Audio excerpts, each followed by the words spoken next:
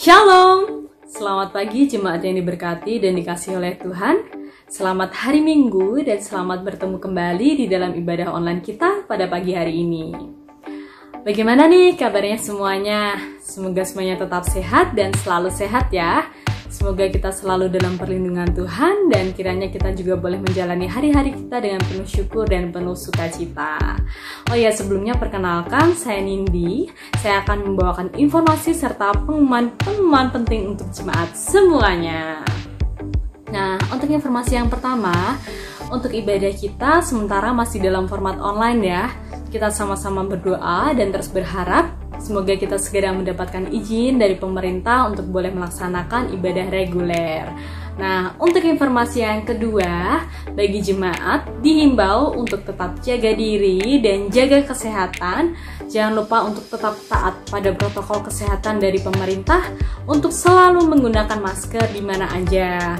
Nah, untuk informasi yang ketiga, bagi jemaat yang merindukan untuk mendapatkan konseling ataupun didoakan, jemaat dapat menghubungi nomor telepon Pastor Samuel Saputra yang ada di bawah sini ya. Nah, untuk informasi yang keempat, bagi jemaat yang juga mungkin merindukan untuk memberikan persembahan atau mengembalikan persepuluhan, jemaat dapat menghubungi nomor telepon yang ada di bawah sini, atau jemaat dapat scan barcode yang ada di samping sini. Nah, nanti dari situ jemaat akan mendapatkan nomor rekening gereja. Untuk informasi yang terakhir, informasi yang kelima, bagi jemaat yang aktif di media sosial, jangan lupa untuk follow Instagram kita yaitu @fathershouse_cc atau akun YouTube kita. Nah, di sana nanti jemaat akan mendapatkan informasi penting, kegiatan seru dan tentunya ibadah yang selalu memberkati kita. Nah, itu tadi informasi serta pengumuman-pengumuman penting yang dapat saya sampaikan, yang dapat saya berikan. Semoga bermanfaat ya untuk kita semuanya. Oke, sebentar lagi kita akan melaksanakan ibadah. Mari kita sama-sama mempersiapkan hati, mempersiapkan pikiran kita untuk boleh mendengarkan dan merenungkan firman Tuhan. Selamat beribadah, selamat hari Minggu, Tuhan Yesus memberkati. Bye-bye. Selamat pagi Jemaat Fathers House dimanapun Anda berada. Pagi ini saya tidak sendiri, saya didampingi oleh seorang narasumber yang akan berbagi informasi mengenai kesehatan di tengah masa pandemi COVID-19 ini. Saya akan perkenalkan beliau adalah Dr. Adisti Wijayanti, beliau dokter umum dan sekaligus dosen di Fakultas Kedokteran Universitas Indonesia. Selamat pagi Ibu Dr. Adisti. Selamat pagi Bu Seli, selamat pagi Jemaat Fathers House. Selamat pagi. Pagi ini, Bu Dokter, saya akan bertanya beberapa hal dari pertanyaan-pertanyaan yang saya himpun dari teman-teman di Fathers House. Langsung saja boleh ya? Langsung bertanya. Yang pertama, dulu pernah ada salah satu jemaat yang bertanya kepada saya, kenapa sih kalau orang datang dari zona merah atau orang dengan status tanpa gejala masuk kota Salatiga, itu harus isolasi mandiri selama 14 hari. Apakah ada alasan ilmiah atau alasan kedokteran yang menyatakan memang harus 14 hari? Tanggapan Ibu Dokter gimana? Ya, jadi karena COVID-19 ini virusnya sudah ada di mana-mana, jadi penting sekali bila ada kerabat, saudara atau teman yang datang dari zona merah terutama, harus mengisolasi dirinya dulu selama 14 hari. Ya, waktu 14 hari isolasi diri diambil dari waktu inkubasi virus, yaitu waktu dari mulai kita terpapar virus sampai kita bisa sakit. Sebenarnya bukan 14 hari, tapi 14 hari adalah waktu yang paling lama rata-rata. Kita waktu inkubasi virusnya bisa lebih cepat dan bisa juga lebih lama. Oh begitu, jadi 14 hari itu diambil dari angka rata-rata, begitu ya? Ya, kita lanjut ke pertanyaan berikutnya. Dalam rangka menekan angka penularan COVID-19 ini, pemerintah Kota Salatiga lagi agresif, lagi masif mengadakan rapid test. Di mana-mana di rapid, pasar di rapid, ojol di rapid, terus pokoknya di mana-mana random gitu. Nah, efek negatifnya adalah muncul stigma, masyarakat jadi takut, jangan-jangan nanti kalau ikut rapid test malah reaktif gitu. Nah, menurut dokter gimana nih menanggapi hal tersebut? Ya, untuk rapid test ini justru penting dilakukan untuk screening massal pada masyarakat. Bila rapid testnya reaktif, maka kita akan melanjutkan pemeriksaan swab dan PCR. Mengapa kita harus screening secara massal? Karena virus COVID-19 ini sudah banyak, sudah ada di mana-mana. Jadi penting sekali untuk kita bisa tahu, untuk kita bisa deteksi lebih awal sehingga kita bisa menanganinya lebih awal. Gitu. Jadi sebenarnya nggak boleh takut ya. Dijalani tidak perlu khawatir. Oke. Pertanyaan terakhir nih dokter. Pesan dokter buat jemaat Father's House dari sisi kesehatan menghadapi pandemi COVID-19 ini dan menuju new normal seperti apa? Ya, jemaat Father's House selama pandemi COVID-19 ini yang penting adalah kita menjaga kesehatan kita supaya bila kita terpapar, kita mampu bertahan. Bagaimana cara menjaga kesehatan kita? Yaitu dengan gizi seimbang dan selalu beraktivitas fisik atau olahraga. Selain itu yang penting kita harus jaga jarak dengan orang lain, rajin cuci tangan, selalu pakai maskernya yang benar ya, menutupi hidung dan mulut, tidak menyentuh mata, hidung, dan mulut, ya seperti itu, dan tetap bersabar dan selalu semangat supaya tetap sehat selama menghadapi virus COVID-19 ini. Oke, pesannya luar biasa banget untuk kami semua jemaat Father's House supaya tetap sehat, tetap semangat, tetap aktivitas fisik, jangan lupa dan jangan lupa juga makan dengan asupan gizi yang seimbang. Oke, terima kasih Dr. Adisti atas waktunya, pesan-pesannya luar biasa. Kami jemaat Father's House mengucapkan terima kasih. Tuhan Yesus memberkati. Baik, terima kasih atas kesempatannya. Selamat hari Minggu, jemaat Father's House. Tetap sehat, tetap semangat. Shalom saudara, apa kabar kalian semua? Doa kami semua untuk kalian adalah semua kita dalam kondisi yang sehat, sukacita, tetap dalam perlindungan Tuhan, tetap dalam penyertaan Tuhan. Mungkin di tengah-tengah keadaan yang sekarang ini banyak sekali hal yang dibalik di dalam hati kita yang paling dalam, ada sesuatu yang membuat kita takut, membuat kita ragu. Kami di keluarga pun mengalami hal yang sama. Dalam pekerjaan, juga mungkin dari rekan-rekan semua yang mahasiswa, pelajar dalam studi mereka, banyak mengalami kekhawatiran dan mungkin juga sampai kepada ketakutan dan pesimis akan apa yang akan terjadi ke depan. Sebelum kita akan menaikkan pujian dan kita akan mendengarkan kebenaran firman Tuhan, saya rindu untuk mengingatkan kepada kita. Minggu yang lalu Pastor Samuel Saputra mengajar kepada kita satu kalimat yang luar biasa. Dikatakan seperti ini: ajaklah Tuhan masuk ke perahu kita. Ajaklah Tuhan untuk ada dalam perahu hidup kita, perahu bisnis kita, perahu keluarga kita, sekolah kita, pekerjaan kita. Dan berikan dia ruang untuk dia memerintah kepada kita. Saya percaya bahwa masalah tidak pernah akan pergi dari kita. Masalah akan selesai, tapi akan datang masalah yang baru lagi. Masalah akan mungkin bisa hari ini sepertinya pergi, tapi akan datang masalah yang baru lagi. Ingat baik-baik. Ketika murid-murid Yesus bersama dengan Yesus, dan waktu itu Yesus tertidur, badai datang, gelombang laut yang tinggi dan badai datang. Murid-murid ketakutan. Saat itu kita melihat begini, bahwa ketika ada Yesus pun, gelombang dan badai juga akan datang. Tapi siapa yang memerintah, itu yang menentukan.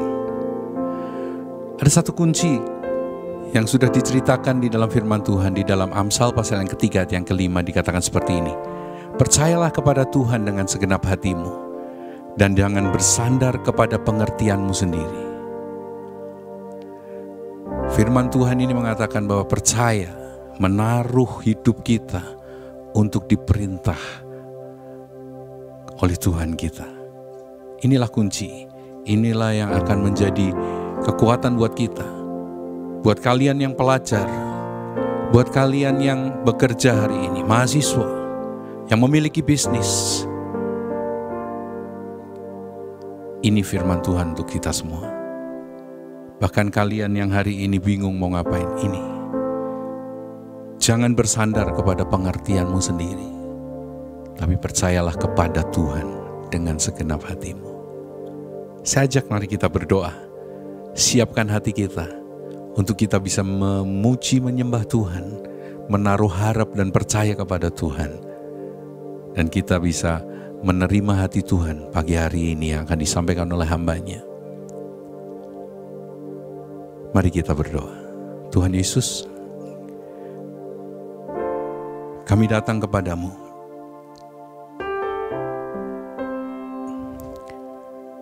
Menaruh harap dan percaya kami kepadamu Tuhan.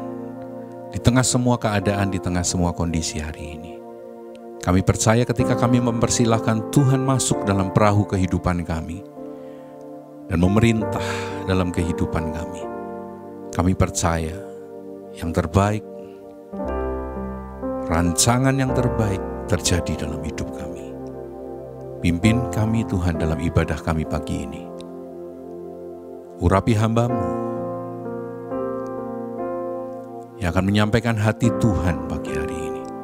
Biarlah nama Tuhan dimuliakan. Biarlah keagungan dan kebesaran bagi nama Tuhan ada Tuhan pagi hari ini. Dan semuanya hanya untuk nama-Mu. Buat hati kami Roh Kudus untuk menerima firman kebenaran, menaikkan pujian dan penyembahan kami dengan sungguh, supaya menjadi persembahan yang harum di hadapan Engkau. Terima kasih, pimpin kami semua hari ini Tuhan. Di dalam nama Tuhan Yesus, kami mengucap syukur dan berdoa. Amin. Hari ini, kita mendapat berkat yang luar biasa. Kita akan dilayani oleh seorang hamba Tuhan,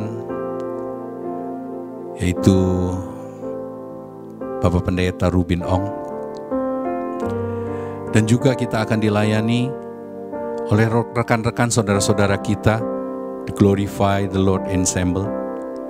Dan saya percaya ini akan menjadi berkat buat kita dan sukacita buat kita semua.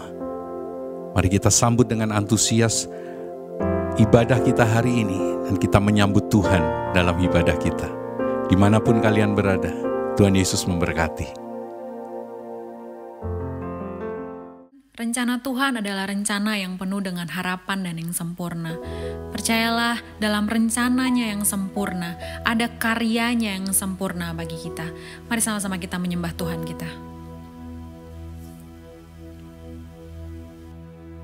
Hidupku menggenapi firman-Mu,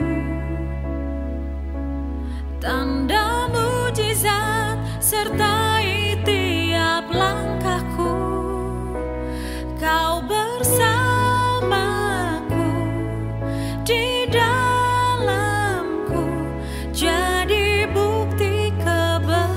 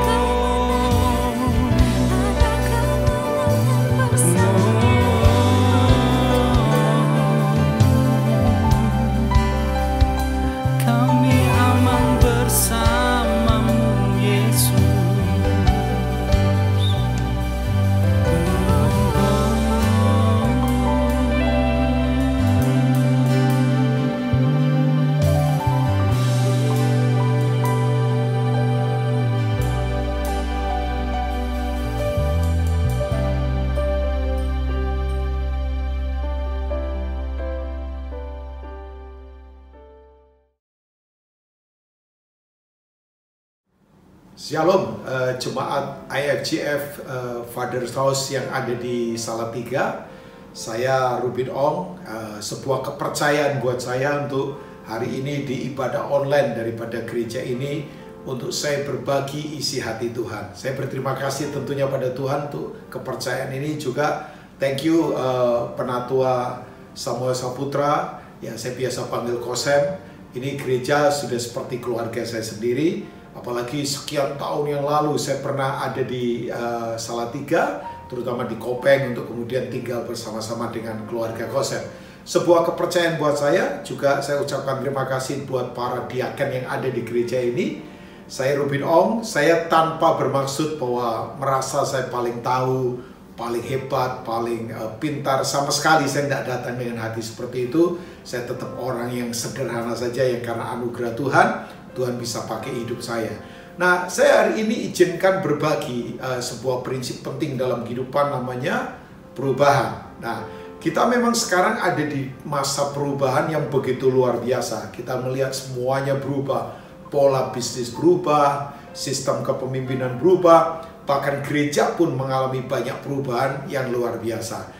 Ada satu prinsip yang harus kita yakini, bahwa memang perubahan adalah proses kehidupan. Nah, tujuan dari perubahan jelas, bahwa Tuhan mau bawa kita kepada kehidupan yang lebih baik, tentunya seperti karakternya Kristus. Itu tujuan dari perubahan. Ada seorang penulis atau penemu kata logos, namanya Heraclitus. Dia berkata begini, bahwa dasar dunia bergerak itu adalah perubahan. Makanya tanpa perubahan semuanya jadi statis. Nah, saya kadang berpikir begini, mengapa ya manusia kok lahir dari bayi dulu, kemudian jadi anak-anak, kemudian beranjak menjadi remaja, teenager, kemudian beranjak lagi menjadi adult, ya, kemudian ya jadi tua, kemudian ya meninggal. Nah, itu yang disebut dengan proses-proses perubahan. Nah, dalam proses-proses ini kita mesti kembali kepada prinsip-prinsip yang penting.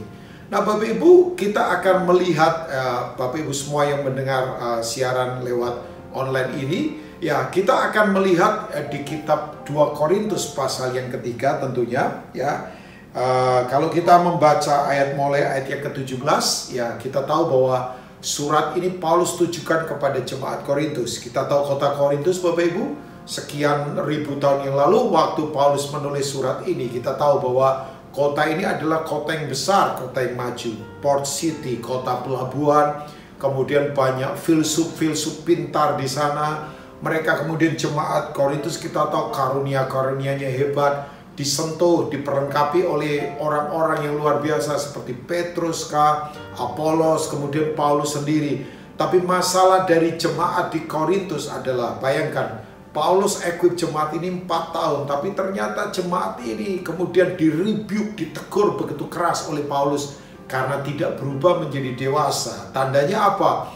Mereka suka konflik, mereka terpecah-pecah, ya, karena itu Paulus berkata, kalau kamu masih begitu berarti kamu masih bayi yang belum bertumbuh atau berubah dewasa, ya. Nah, apa yang dia katakan di dalam ayat yang ke-17 Bapak Ibu dari 2 Korintus pasal 3, saya yakin mungkin di screen akan ditampilkan, atau kalau enggak Bapak Ibu di rumah di mana sekarang kita lagi ibadah, kita akan baca ayat-ayat ini. Sebab Tuhan adalah roh, dan di mana ada roh Allah, di situ ada kemerdekaan. Haleluya. Jadi di mana ada roh Allah, ada kemerdekaan untuk kita kemudian berubah. Ya, kata roh kita tahu berasal dari kata ruah, ya. Artinya adalah angin yang bergerak yang tidak terbatas. Roh Tuhan tidak terbatas. Yang setuju katakan amin. Kita tidak bisa dibatasi, bahwa Tuhan mau bawa kita kepada perubahan yang luar biasa. Mungkin ada dari Bapak Ibu yang sekarang sedang berkata, saya lagi berat sekarang Pak Rubin. Dari sisi bisnis, keluarga, kesehatan, saya percaya Tuhan akan membawa kita pada perubahan yang luar biasa. Nah, kemudian ayat berikutnya berkata begini, dan kita semua mencerminkan kemuliaan Tuhan dengan muka yang tidak berselubung. Dan karena kemuliaan itu datangnya dari Tuhan yang adalah roh. Ya, tadi ayat 17 sudah mengingatkan kita bahwa Tuhan adalah roh. Maka kita diubah. Ya, katakan diubah Bapak Ibu. Kita diubah menjadi serupa dengan gambarnya dalam kemuliaan yang semakin besar. Yang setuju katakan amin. Nah, ternyata begini, kata kemuliaan di situ itu nggak ada hubungan dengan hanya sekedar perasaan, atau ada orang berkata kemuliaan ukurannya cahaya, makanya banyak di gereja acara-acara kemudian coba memakai lighting yang begitu gemerlap misalnya ya. Tapi bukan itu kan, bahwa kata kemuliaan di sini berbicara tentang kata yang penting, yaitu berasal dari kata kabod dan doxa, artinya God quality, kualitasnya Tuhan ya. Jadi kemuliaan bicara tentang kualitas kehidupan. Kita tahu kalau ada kualitas berarti ada daya tahan hidup yang kuat ya. Ada the strong durability, ada endurance yang kuat dalam kehidupan. Makanya di musim seperti ini, kalau kita nggak punya daya tahan, bagaimana kita akan bergerak kepada perubahan yang seperti Tuhan mau kan dalam kehidupan. Nah, kita akan coba melihat Bapak Ibu, ternyata bahwa waktu kita kemudian dipenuhi atau hidup dalam kemuliaan Tuhan ya, kita kan tahu konteks daripada pasal ini. Paulus sedang mengajar di ayat-ayat di atas bahwa kemuliaan yang ada di permukaan waktu itu cahaya Musa bersinar ya, itu ada. Kemudian begini, kemuliaan di perjanjian lama bersifat mematikan ya, tapi kemuliaan yang ada di perjanjian baru bukan lagi ditulis di loh batu atau kemudian nampak cuman di luar, tapi kemudian ada di kedalaman, ditulis dengan roh-roh, maksudnya ditulis oleh roh yang ada di, maksudnya di loh hati kita kan, ya di hati kita. Nah Bapak Ibu, ternyata waktu kemudian orang dipenuhi oleh kemuliaan Tuhan, dia akan mengalami apa yang disebut dengan perubahan, diubahkan. Kata diubah di situ, yang suka belajar teologi pasti tahu itu memakai kata namanya metamorfo ya, berasal dari kata itu kemudian muncul kata istilah biologi kan, metamorfosa, perubahan yang sangat signifikan ya. Misalnya kita semua tahu ya bahwa kemudian dari bentuk paling kecil seperti larva kecil begitu yang kemudian berubah menjadi ulat kan. Nah, ulat kemudian berubah menjadi, kita tahu, yang disebut dengan kepompong. Nah, waktu dia menjadi kepompong, sebetulnya orang pikir dia diam saja. Ternyata enggak, ada sesuatu yang dikeluarkan dari dalam, seperti cairan enzim yang keluar dari dalam. Ya, Bapak Ibu, kekristenan mesti dari dalam perubahannya. Kemudian menutup keseluruhan yang ada di luar, yang salah-salah ditutup. Kemudian apa yang terjadi? Berubah menjadi sesuatu yang sangat luar biasa, it's very magic, yaitu jadi kupu-kupu. Bayangkan, yang tadinya ulat merayap di bawah, kotor, jorok, mungkin ada dari orang-orang yang cara hidupnya tadinya kotor, jorok, cara bisnisnya curang, cara main dalam kehidupannya misalnya kotor, kemudian diubah menjadi kupu-kupu yang kemudian bisa terbang tinggi ya. Orang kalau terbang di ketinggian, maka sudut pandangnya akan berbeda dalam kehidupan. Nah, itu perubahan. Makanya saya seringkali katakan begini, apa sih bedanya antara ulat dengan ular? Ya, jelas kan. Orang berkata beda loh Pak, ular itu besar, ulat itu kecil. Oh iya, semua orang tahu lah ya perbedaan itu. Tapi kan begini, ulat dan ular bedanya begini. Ular kalau makan, yang dia makan, ya dia misalnya ular besar, makan satu ekor ayam misalnya ya. Kemudian begini, dia diam, tapi dia tidak berubah, cuman ganti kulit saja. Ya, ganti kulit saja. Ya, kemudian begini, dia tetap ular, cara makannya seperti ular, cara mainnya seperti ular, dia tetap ular kan. Tapi ulat yang dia makan, ya, waktu dia makan daun-daunan hijau, kemudian yang terjadi begini, dia diam, mengalami masa inkubasi itu, ya, yang tadi saya katakan kepompong itu. Tapi kemudian dia berubah menjadi kupu-kupu. Makanya beda antara ulat dengan ular. Nah, saya ingin mengajak kita Bapak Ibu semua, sebab begini, kalau kita tidak berubah, ya hidup kita tidak akan jadi dewasa. Sebab prinsipnya, saya akan bagikan beberapa prinsip penting ini. Sebab dalam masa perubahan ini, kalau kita tidak berubah dewasa, nanti kita bisa begini, gampang dikalahkan dalam kehidupan. Nah, prinsip yang harus kita sungguh-sungguh renungkan bersama-sama adalah ini dia. Tuhan kita adalah Tuhan yang selalu membawa kita pada perubahan. Ya, tujuannya apa? Bukan Tuhan itu kemudian mau ngerjain kita, ya dalam tanda petik negatif, enggak. Tuhan selalu baik. Karena dia mau membawa kita perubahan kepada kedewasaan dalam kehidupan. supaya kita dewasa.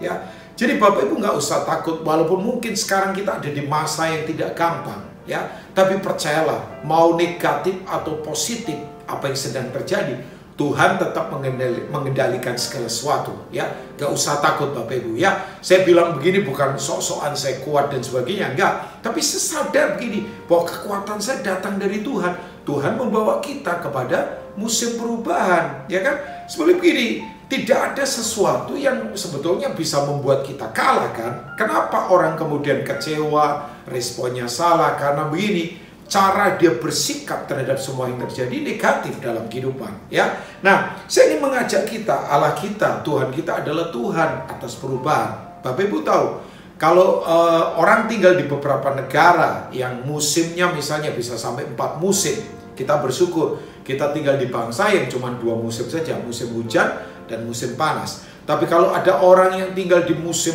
dingin, musim panas, kemudian musim semi, ya, itu mesti kemudian begini, harus menyadari perubahan-perubahan yang sedang terjadi. Nah, bagian kita adalah di masa-masa perubahan yang seperti ini, Bapak Ibu, kita harus begini, kerjasama dengan Tuhan dalam perubahan ini.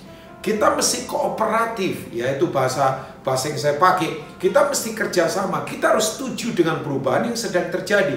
Ada dari Bapak Ibu yang sekarang, ya, bisnis lagi berubah, yang tadinya begitu luar biasa, sekarang lagi berubah. Mungkin situasi kehidupan lagi berubah, gereja lagi berubah. Tapi apakah kita tetap kooperatif dengan Tuhan? Kita setuju dengan Tuhan. Sebab Tuhan tidak mau kita kekanak-kanaan terus. Makanya kalau kita lihat di 1 Korintus 13, masih di kitab Korintus ya, Paulus berkata kepada jemaat Korintus, itu 1 Korintus 13 berbicara tentang kasih kan. Kasih itu apa? Respon yang benar terhadap semua hal yang terjadi termasuk perubahan ya. Kenapa kasih itu panjang sabar? Karena kita ada di masa dimana orang sekarang banyak nggak sabaran, pengennya semuanya pintas, pengennya semua instan. Makanya kasih adalah respon ilahi untuk kita panjang sabar terhadap semua hal yang sekarang sedang terjadi. Nah, dalam ayat yang ke-11, dalam 1 Korintus pasal yang ke-13, Paulus berkata begini kepada jemaat di kota Korintus ya. Kita coba lihat ayat yang ke-11. Ketika aku kanak-kanak, aku berkata-kata seperti kanak-kanak. Aku merasa seperti kanak-kanak. Aku berpikir seperti kanak-kanak. Ini sifat kekanak-kanakan. Ya, saya kalau lihat anak-anak, saya senang Bapak Ibu. Anak-anak itu kan lucu, polos, ya kan? Tapi begini, anak-anak lucu, polos. Tapi kalau kemudian 20 tahun kemudian masih tetap lucu, ya itu berarti nggak lucu kan Bapak Ibu. Nah, kekristenan yang masih kekanak-kanakan, sifatnya, mentalitasnya kekanak-kanakan, berarti dia tidak menjadi dewasa. Salah satu sifat kekanak-kanakan misalnya Bapak Ibu ya, adalah bosanan. Anak-anak kan, anak-anak dibelikan mainan, ya sebentar saja bisa bosan. Itu kekanak-kanakan itu. Makanya kalau ada orang walaupun ya kedewasaan tidak diukur dari usia sebetulnya kan. Orang boleh tua tapi belum tentu dewasa. Kata dewasa sebetulnya dalam bahasa asli memakai kata teleos. Artinya bertumbuh penuh dalam semua aspek kehidupan. Ya. Nah, anak-anak kalau kemudian 20 tahun kemudian masih lucu, berarti nggak lucu itu. Dia tidak berubah menjadi dewasa. Makanya Paulus berkata begini, ayat yang berikutnya ya. Kemudian dia berkata, sekarang di musim perubahan ini, sekarang, sesudah aku menjadi dewasa, aku meninggalkan sifat kanak-kanak itu. Kata meninggalkan di situ pakai kata putunal. Artinya begini, aku menjauhi, bahkan secara ekstrim dia berkata begini, aku kemudian menyingkirkan sifat kekanak-kanakan itu yang pembosan, kemudian sifat anak-anak misalnya suka sembunyi-sembunyi. Makanya mainan favorit anak-anak adalah petak umpet kan, suka sembunyi-sembunyi, menyembunyikan pelanggaran, menyembunyikan dosa, dan menyembunyikan yang salah lainnya. Nah, Tuhan mau membawa kita kepada itu musim perubahan. Jadi kalau hari ini Bapak Ibu berkata begini, kok terjadi banyak perubahan sekarang ini? Karena Tuhan mau membawa kita kepada musim perubahan. Nah, kita baca tadi di konteks 2 Korintus pasal 3 itu, kalau di ayat atasnya kan berbicara tentang Musa, tentang Israel. Kita tahu bahwa Tuhan membawa Israel dari Mesir untuk kemudian menuju ke Kanaan, Promised Land. Nah Bapak Ibu, sebetulnya kan begini, ada prinsip ini, mengeluarkan Israel dari Mesir gampang, hanya dalam waktu semalam.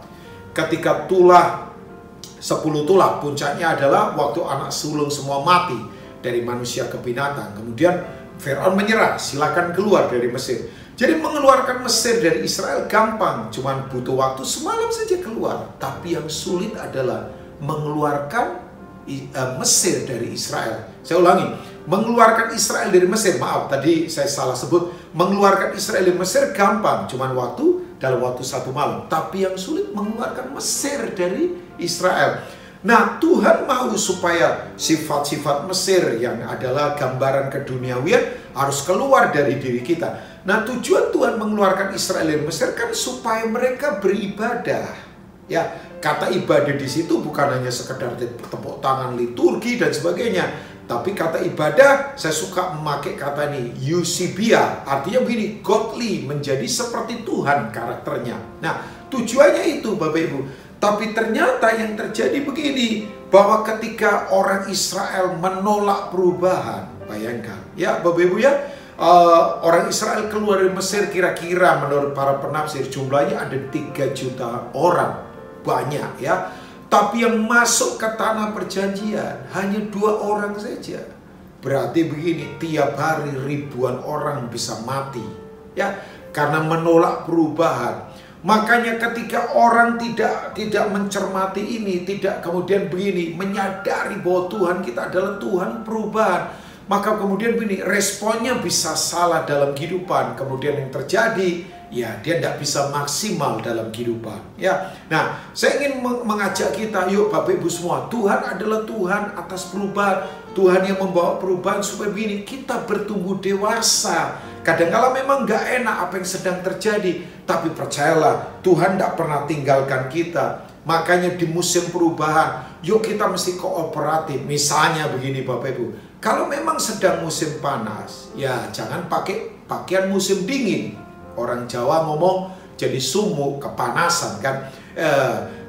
Maksudnya kalau lagi musim dingin, jangan pakai pakaian musim panas, sebab kita bisa kedinginan kan. Nah di masa seperti ini begini, misalnya Tuhan lagi membawa kita kepada kesucian, orang harus benar-benar hidup salah ini. Tapi kemudian orang sembarangan, berarti orang itu tidak akan masuk ke dalam perubahan yang sedang Tuhan bawa ya. Jadi kita tidak akan jadi dewasa. Nah Tuhan mau kita menjadi orang yang dewasa, karena Tuhan mau bawa kita perubahan kepada ke arah kedewasaan dalam Tuhan. Saya sadar sekali lagi, jabatan pendeta saya, jabatan saya sebagai pembicara tidak akan menolong saya kalau saya tidak kemudian begini kooperatif dengan Tuhan. Tandanya apa? Saya bersyukur, setuju dengan Tuhan, tidak ngomel dalam kehidupan. Nah, Tuhan adalah Tuhan yang membawa kita perubahan ke arah yang seperti Dia mau, yaitu menjadi dewasa di dalam Tuhan. Pertanyaan saya begini, apakah kita sekarang berubah ke arah yang seperti Tuhan mau? Ya kan? Apakah kita sekarang ini bersyukur, apakah kita ini ngomel dalam kehidupan? Nah, Tuhan mau kita menjadi dewasa di dalam Dia. Sebab hanya orang-orang yang dewasa yang akan dipercayakan banyak hal yang besar, yaitu ada di tanah perjanjian. Nah, yang kedua Bapak Ibu ya, saya ingin sodorkan ini buat Bapak Ibu semua. Dalam masa seperti perubahan seperti sekarang ini adalah ini, Tuhan mau cara kita atau penyembahan kita juga berubah. Ya, maksudnya apa? Yuk, jangan lagi, saya percayalah, Kosem dan beberapa pengajar yang ada di IFGF Father's House ini mengajar bahwa penyembahan kan bukan sadar Tuhan hanya di tempat kebaktian. Jangan fokus penyembahan hanya waktu di kebaktian. Ya, orang kalau di kebaktian pasti akan digiring untuk menyadari Tuhan kan. Tapi fokus penyembahan kita harus dalam kehidupan sehari-hari. Mari berubahlah. Bapak Ibu, kalau kita lihat 420 tahun Israel ada di Mesir. Dan kita tahu kan, penyembahan model Mesir adalah penyembahan apa? Penyembahan yang fokusnya kepada materialisme. Ya, penyembahan yang mesti memakai lambang-lambang, gambar-gambar, simbol-simbol, humanisme kan, penyembahan yang sifatnya kepada itu, fokus pada materialisme. Saya menyembah ilah yang saya sembah, itu Israel. Saya dapat apa? Ya kan? Nah itu lebih ke sana. Tapi Tuhan mau mari kita penyembahan kita bukan lagi fokus ke situ, Bapak Ibu. Sebab saya tahu pertempuran sekarang adalah pertempuran tentang penyembahan kita. Penyembahan kita kan sebetulnya begini, siapa yang menjadi prioritas kita, itulah yang kita sembah. Ya, kalau materialisme sudah menjadi fokus penyembahan kita, menjadi prioritas kita, fasilitas lah, uang lah, kemudian apalagi barang lah. Pada sekarang yang begitu lagi digoncang, Bapak Ibu.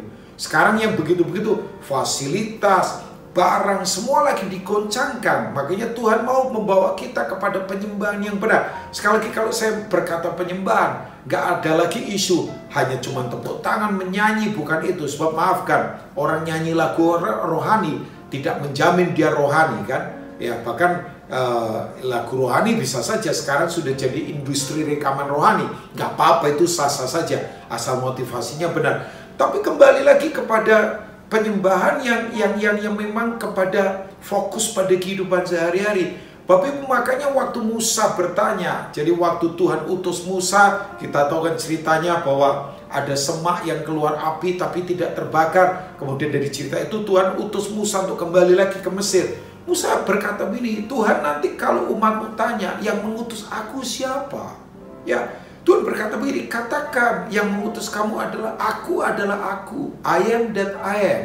Ya, bahwa aku adalah aku yang mana ini? Ya, aku Tuhan yang kemudian tidak kelihatan memang. Ya, jadi begini, Tuhan menyodorkan penyembahan yang tidak kelihatan, di mana kita harus sadar bahwa Tuhan kita itu nyata walaupun tidak kelihatan. Artinya begini, 24 jam dia bersama kita. Mau di rumah kah, mau di bisnis kah. Nah Tuhan mau kita supaya begini, penyembahan kita kepada penyembahan yang kesadaran bahwa Tuhan ada bersama kita. Itu butuh kejujuran, butuh sebuah kesungguhan dari dalam hati kita. Sementara tadi kan bahwa di Mesir, ya orang Israel menyembahnya fokusnya kepada materialisme. Makanya saya kadang-kala prihatin kalau orang berkata begini, saya dapat apa kalau sudah menyembah? Ya kan? Bukan isunya, bukan itu kan. Harusnya kan begini, memberi apa? Karena Tuhan selalu sudah memberi yang terbaik buat kita kan Bapak Ibu. Nah, Bapak Ibu setuju atau tidak? Sekarang ini ya orang akan dibagi dua saja ya. Biasa menyembah Tuhan, biasa di sini bukan agamawi ya Bapak Ibu. Sadar Tuhan dalam 24 jam kehidupannya. Atau ada orang yang sekarang dipaksa menyembah karena ketakutan. Ya, ada orang yang memang penyembahan sudah menjadi gaya hidup, di mana perkataannya, tindakannya adalah ekspresi penyembahan. Tapi ada orang yang sekarang dipaksa menyembah karena tekanan yang sekarang sedang terjadi. Nah, Bapak Ibu, kalau kita melihat sebetulnya musuh terbesar gereja adalah materialisme memang. Ya, bahwa orang ukur sukses selalu dari ya fasilitasnya apa, barangnya merek apa, seharga apa kan. Tapi begini, isu penyembahan sekali lagi adalah isu apa sebetulnya? Ini isu tentang kehidupan. Kalau Bapak Ibu melihat di kitab Wahyu pasal yang ke-13 ya, nanti bisa baca mulai ayat yang ke-16 sampai ayat yang ke-18. Ya, di masa Antikris, Bapak Ibu, kita tahu sistem Antikris kan. Alkitab berkata begini ya, atau saya mungkin bacakan mulai ayat yang ke-16 Bapak Ibu dari kitab Wahyu pasal 13. Saya akan bacakan ayat ini untuk kita semua. Ini adalah isu penyembahan sebetulnya kan. Dan ia di sini Antikris kan, sistem Antikris, sistem dunia, menyebabkan sehingga kepada semua orang, kecil atau besar, kaya atau miskin. Jadi tidak cuma yang kaya saja, termasuk yang miskin juga. Gak cuma yang besar saja, termasuk yang kecil. Merdeka atau hamba diberi tanda pada tangan kanannya atau pada dahinya. Ya, kata tangan dan dahi itu bicara tentang pikiran, cara berpikir dan pekerjaan. Ya, orang kan suka tarik isu Antikris hanya fokus pada chip. Ya, bolehlah orang-orang fokus ke situ. Tapi ini belum ada chip saja. Kalau pikiran dan tangannya itu sudah ada dalam sistem dunia, berarti bisa saja orang kebaktian. Tapi ada di sistemnya dunia. Antikris itu artinya kan melawan yang diurapi kan. Ya, walaupun Antikris nanti akan muncul, ada pribadi yang memang setan akan pakai kan, Bapak Ibu. Ya, nah orang kalau dahi dan tangannya itu adalah cara berpikir dan pekerjaannya sudah keluar dari penyembahan yang sesungguhnya, bisa saja dia ada di kebaktian, tapi ternyata dia ada di sistem dunia. Nah, Bapak Ibu, yang terjadi adalah ini dia, bahwa dan tidak ada seorang pun, ayat 17, yang dapat membeli atau menjual selain daripada mereka yang memakai tanda itu, yaitu nama binatang itu atau bilangan namanya. Ya, kita cermati Bapak Ibu ya. Ini adalah sistem manusia. Jadi kemudian begini, kalau kita tidak berubah dalam penyembahan kita, makanya penyembahan kita sekarang prioritasnya ke siapa? Prioritasnya ke Tuhan atau ke materialisme? Mari berpindahlah. Siapa yang menjadi prioritas kita? Berubahlah dalam cara menyembah, bahwa kita menyembah Tuhan yang memang luar biasa. Bapak Ibu tahu nggak, dalam 10 perintah Allah yang Tuhan beri lewat Musa di Gunung Sinai, perintah pertama apa? Jangan ada ilah lain di hadapanku. Sebab itu artinya berzina di hadapanku kan. Tapi Bapak Ibu, begitu Musa keluar dari Gunung Sinai, justru perintah yang utama yang pertama, jangan ada ilah lain, itu mereka langgar. Yaitu waktu mereka menyembah patung lembu emas. Karena mereka mau Tuhan yang mereka sembah adalah Tuhan yang kelihatan, which is itu adalah Tuhan materialisme. Nah, saya mau Bapak Ibu, saya dorong Bapak Ibu, yuk berubahlah dalam cara kita menyembah. Sebab ini, siapa yang jadi prioritas kita, itu akan menentukan kita kuat atau tidak dalam kehidupan. Tapi yang ketiga saya akan tutup. Yang pertama, Tuhan selalu membawa kita kepada perubahan supaya kita dewasa dalam Kristus. Yang kedua, pola penyembahan kita harus berubah. Cara kita menyembah bukan lagi menyembah pada materialisme, pada hal yang kelihatan, tapi Tuhan yang tidak terbatas, yang kelihatan, yang tidak kelihatan, yang membuat kita sadar di mana saja Dia berada. Tapi yang ketiga begini, yuk berubahlah dalam cara mentalitas kita, Bapak Ibu. Mentalitas itu apa sih Bapak Ibu? Mentalitas adalah sistem atau sistem nilai di pikiran kita yang membuat kita punya respon yang benar terhadap semua stimulus yang terjadi. Bayangkan, sekarang orang ada di masa begini. Ya, Bapak Ibu sadari atau tidak, orang sekarang ditekan pada ketakutan. Orang sekarang rasa kesepian. Orang sekarang punya begini, ketidakpastian ke depan ini. Wah, kalau kita tidak punya mentalitas yang kuat. Nah, mentalitas kuat itu hanya ada di firman Tuhan. Makanya Filipi 4 ayat yang ke-8, Bapak Ibu nanti bisa baca, bahwa semua yang benar, semua yang mulia, semua yang adil, semua yang suci, semua yang manis, semua yang disebut kebajikan yang patut untuk dipuji, pikirkanlah semuanya itu. Think on. Kata pikirkanlah itu memakai kata asli namanya logisomai. Logisomai itu begini, inventarisasi, bank in, install. Sebab ini, kita akan menarik keluar yang kita masukkan. Makanya bank in, tabung firman. Ketika tekanan terjadi, yang keluar adalah firman. Saya kalau ada lihat orang ditekan dengan perubahan, yang tadinya hebat, tiba-tiba jadi menurun omsetnya. Yang tadinya sibuk mungkin di pelayanan, tiba-tiba jadwal semua berantakan misalnya. Tapi begini, kalau kita punya mentalitas karena firman ada pada kita, logisomai, maka kita akan berbeda, punya pengertian yang kuat. Kata pengertian kan penting, yang mendengar dan mengerti, memakai kata siniemi. Siniemi itu adalah begini, inventarisasi firman di pikiran, di hati kita, sehingga kita bisa memahami firman. Nah, ciri orang memahami adalah responnya benar terhadap semua yang terjadi. Israel 420 tahun diperbudak di Mesir. Makanya betul, kreativitas, inisiatif, motivasi mereka hilang Bapak Ibu ya. Makanya begitu ditekan, kelihatannya merdeka waktu keluar. Tapi begitu ditekan, waktu itu di padang gurun, gak ada air, belum ada makanan waktu itu, mereka langsung ingat Mesir lagi. Makanya orang yang tidak punya mentalitas yang kuat gampang terlempar ke belakang, selalu mengingat yang duniawi. Wah, enak ya makanan Mesir, wah enak ya minuman di Mesir. Enggak. Kita kemudian sadar begini, bahwa Tuhan mau mengubah mentalitas kita untuk begini, kita bergerak maju ke depan. Bapak Ibu tidak usah takut, iman itu selalu bergerak ke depan. pengharapan itu selalu bergerak ke depan. Kalau Tuhan membawa kita kepada perubahan, itu perubahan seperti yang Tuhan mau, supaya kita jadi dewasa di dalam Tuhan. 3 hal ini saya berharap menjadi berkat buat kita, walaupun yang saya sharingkan sederhana. Saya berdoa di musim perubahan ini kita tetap kuat, sebab Tuhan bersama kita. Izinkan saya berdoa buat Bapak Ibu semua, dimanapun Bapak Ibu sekarang sedang menyaksikan program online ini ya. Saya ingin berdoa buat Bapak Ibu semua. Mari kita berdoa bersama di hadapan Tuhan. Hamba berdoa secara khusus untuk umatmu yang ada di IFGF Father's House yang ada di Salatiga, maupun yang sedang melihat tayangan online yang sekarang ini kami sedang dengarkan. Hamba berdoa, kuatkan kami di masa perubahan. Mungkin ada dari kami yang sekarang sedang menurun secara bisnis, sedang menurun secara apa saja dalam kehidupan. Tapi kami yakin Tuhan tidak pernah tinggalkan kami.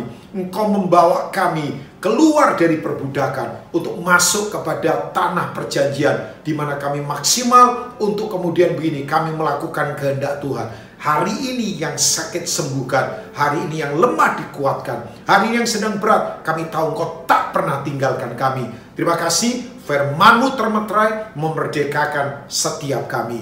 Tuhan sayangi umat-Mu, Tuhan berkati umat-Mu. Dalam nama Tuhan Yesus. Amin.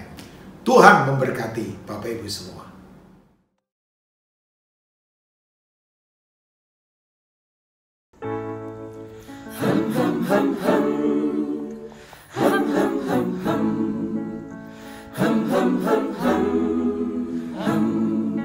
Sometimes in our lives we all have pain, we all have sorrow.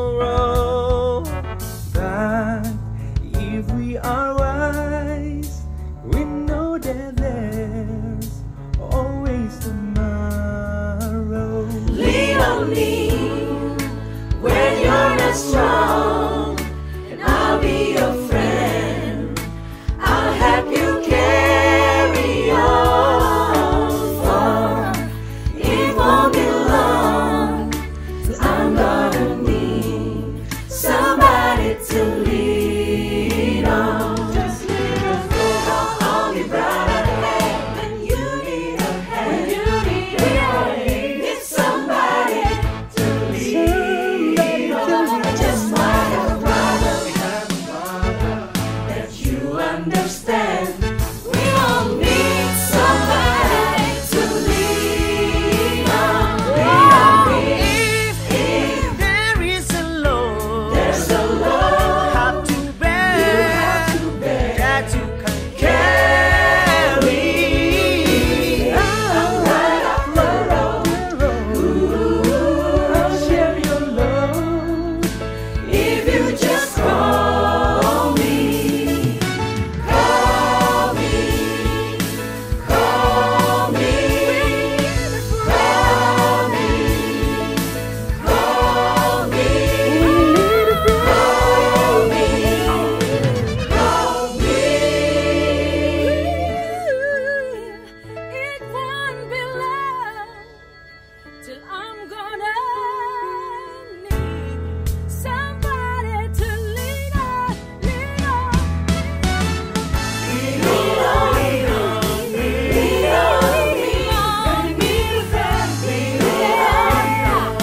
me, lean on me, lean on me, lean on me. I'm gonna need somebody to lean on, somebody to lean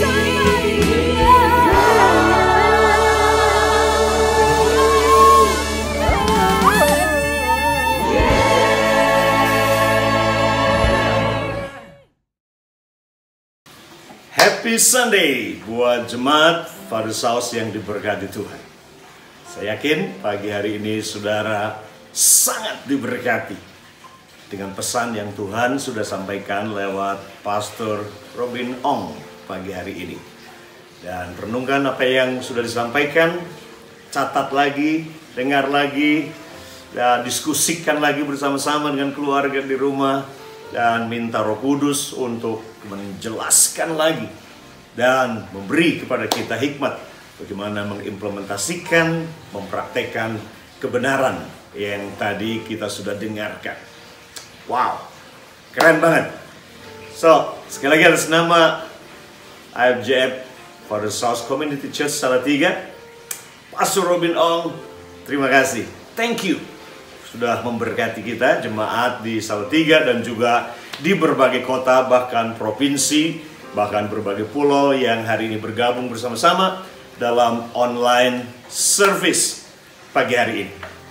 Mari kekasih Tuhan, kita akan bersama-sama akhiri ibadah kita pagi hari ini, dan kita akan berdoa dan siapkan hati saudara untuk terima doa berkat dan terima dengan iman deklarasi firman dan kebenaran buat kehidupan saudara dan saya. Mari saudara angkat tangan saudara di mana saudara berada, di rumah, ruang tamu, ya, papa, mama dengan anak-anak, angkat tangan bersama-sama dan terima berkat Tuhan. Kekasih-kasih Tuhan yang diberkati oleh Tuhan, terimalah saat ini anugerah damai sejahtera yang melampaui akal dari Bapa di surga, menjaga hati dan pikiranmu, dan kasih Yesus Tuhan yang sempurna dan tanpa syarat, Dia memerintah sepenuhnya dalam jiwamu, dalam hatimu. Dan kiranya kuasa Roh Kudus dengan segala karunia-karunia manifestasi melengkapi hidupmu dan memakai hidupmu, sehingga kau sungguh-sungguh tidak akan kekurangan satupun karunia yang kau perlukan untuk memenangkan perjuangan, untuk memenangkan pertempuran kehidupanmu, dan mengalami terobosan demi terobosan dalam kehidupan saudara. Karena itu saat ini saya deklarasikan buat saudara kesehatan ilahi, kesembuhan ilahi, kekuatan supranatural, dan berkat lipat ganda atas hidup saudara. Saudara akan menuai apa yang saudara tabur selama ini, dan sungguh-sungguh saudara akan lihat pintu-pintu terbuka buat kehidupan saudara. Walaupun mungkin 5 bulan ini mengalami lockdown, tetapi berkat Tuhan tidak terkunci buat hidup saudara. Berkat Tuhan dilimpahkan, dicurahkan dalam seluruh pekerjaan tangan saudara. Karena itu aminkan berkat ini buat saudara. Diberkatilah keluargamu, diberkati orang tuamu, diberkati anak-anakmu, diberkati studimu, diberkati perjalananmu, dan apa saja yang kau sentuh dengan tanganmu diberkati oleh Bapa di surga. Di dalam nama Tuhan Yesus Kristus. Sama-sama katakan amin. Baik jemaat yang diberkati Tuhan, sampai kita jumpa minggu depan. Tuhan Yesus memberkati. God bless you.